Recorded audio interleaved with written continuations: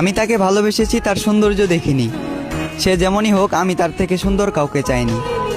তার মুখ থেকে ভালোবাসার কথা শোনাটা ছিল আমার জীবনের শ্রেষ্ঠ উপহার।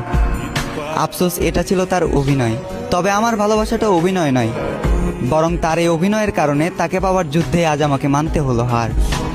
একটা সময় হাসির রাজ্যের রাজা ছিলাম, আজ সেই হাসিটাকেও হারিয়ে ফেললাম।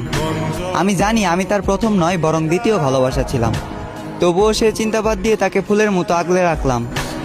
আফসোস, সে ফুলের কাঁটাতেই আমার জীবন গেল, যে ফুলটা একটা সময় আমাকেও ভালোবাসার কথা বলেছিল। খারাপ তো তখনই লাগলো যখন দেখলাম চোখের সামনে অতি আপন মানুষটা হয়ে গেল পর। চোখ দিয়ে ঝরলো বৃষ্টি, বুক দিয়ে বয়ে গেল কালবৈশাখী ঝড়।